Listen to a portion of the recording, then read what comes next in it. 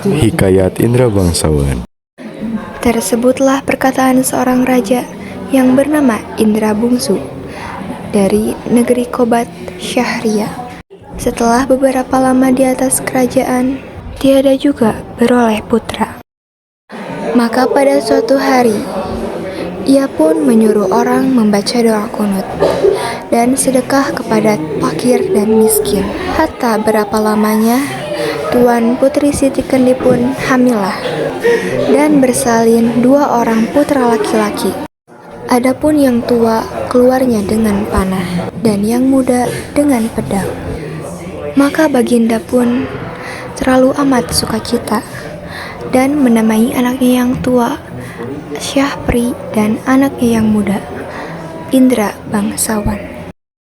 Maka anak kanda Baginda yang 2 orang itu pun sampailah usia 7 tahun dan dititahkan pergi mengaji kepada Mu'alim Sufyan.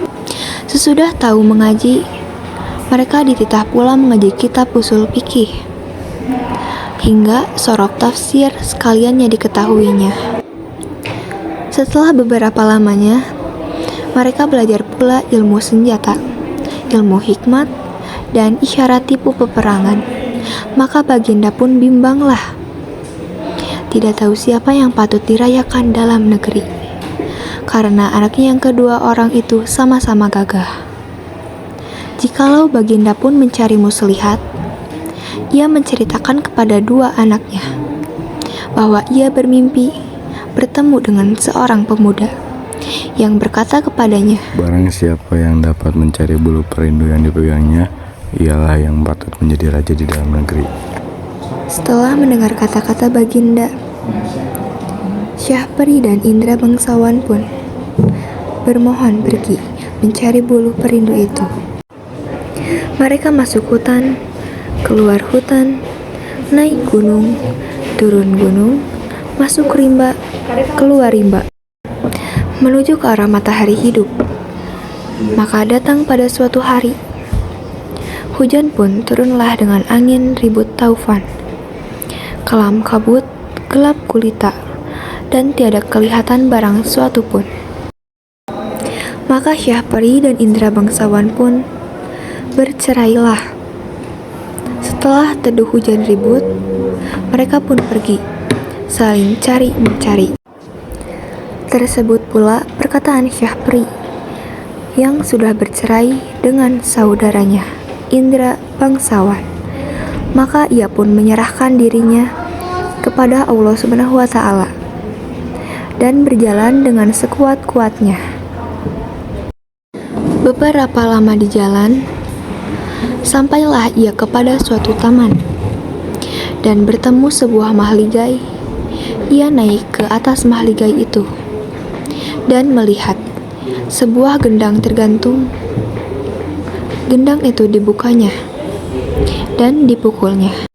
Tiba-tiba ia terdengar orang yang melarangnya memukul gendang itu.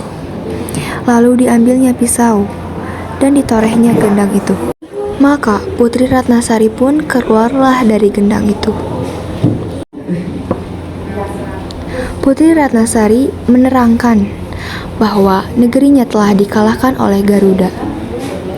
Itu sebabnya ia ditaruh orang tuanya dalam gendang itu dengan suatu cembul. Di dalam cembul yang lain, ialah perkakas dan dayang-dayangnya. Dengan segera, Syahpri mengeluarkan dayang-dayang itu. Tatkala Garuda itu datang, Garuda itu dibunuhnya. Maka Syahpri pun duduklah berkasih-kasihan dengan Putri Ratnasari sebagai suami istri, dihadap oleh segala dayang-dayang dan inang pengasuhnya. Sedangkan Indra Bangsawan, ia mulai mencari kakaknya setelah terpisah dari angin taufan. Ketika nenek tua mendengar bahwa Indra Bangsawan sedang mencari buluh perindu, ia pun memberitahu bahwa ialah yang memiliki buluh perindu yang dicarinya. Tetapi nenek tua itu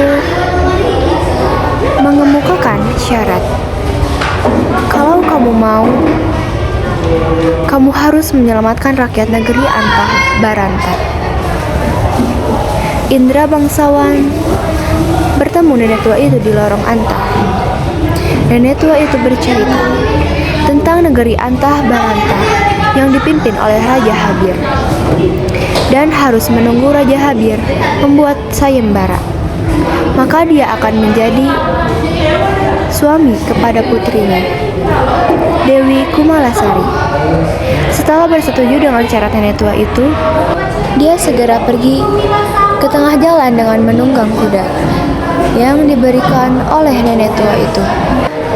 Selepas bangsawan itu tiba di destinasinya, ia memberitahu pengawal bahwa dia akan menjadi orang yang membantu mereka melawan Gergasi itu. Setelah berkali-kali menyerang Deria Gergasi itu, akhirnya dia berjaya membunuh Gergasi itu. Selepas pertandingan, Raja Habir mengawinkan putri-putrinya dengan bangsawan Indra yang diadakan selama 7 hari 7 malam. Indra bangsawan bercadang untuk mengambil buluh perindu dan pulang ke bumi. Obat Sahrial bersama istrinya setelah meminta izin dari Hai Raja Habir, ia mendatangi lorong Antah Baranta, menyerahkan bulu perindu yang diingini oleh Indra bangsawan. Nenek itu menyerahkannya kepadanya. Setelah mengambil bulu perindu, mereka melanjutkan perjalanan ke negeri obat Sahrial. Pada masa itu, Indra bangsawan menyerahkan perindu bulu kepada raja. Kemudian raja mengumumkan bahwanya Indra bangsawan akan menjadi penggantinya. Mengetahui adiknya telah menerima bulu perindu, Sahpari merasa bangga. Dan kedua beradik itu hidup berdampingan dengan aman.